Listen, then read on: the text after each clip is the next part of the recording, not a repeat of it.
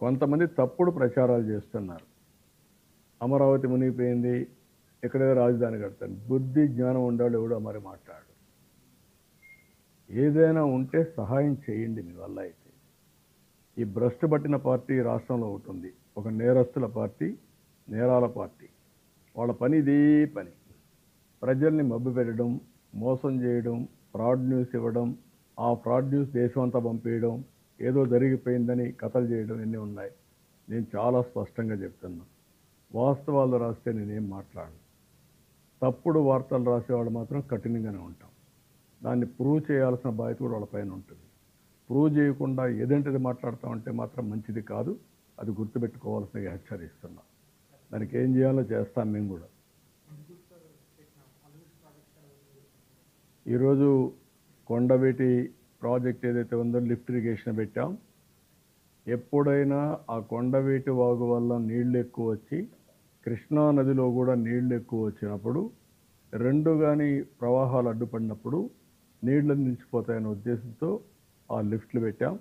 ఆ లిఫ్ట్లు పెట్టి మార్నింగ్ వస్తూ ఉంటే చూశాను.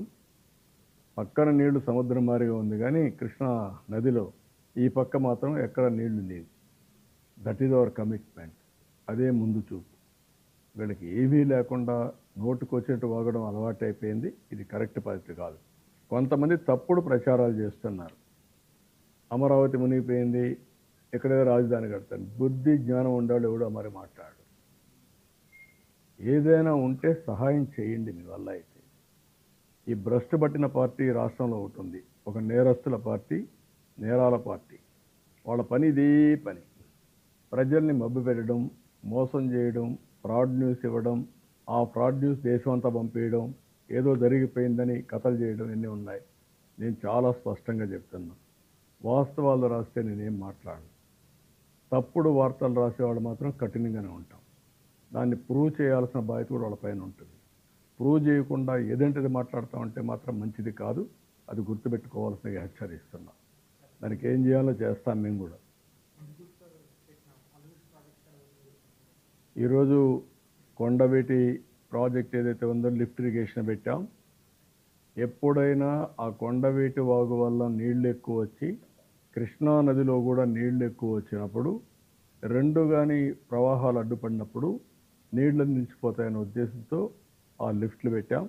ఆ లిఫ్ట్లు పెట్టి మార్నింగ్ వస్తూ ఉంటే చూశాను. పక్కన నీళ్లు సముద్రం మారిగా ఉంది, కానీ కృష్ణా నదిలో ఈ పక్క మాత్రం ఎక్కడ నీళ్లు లేవు. That is our commitment. అదే ముందు చూపు.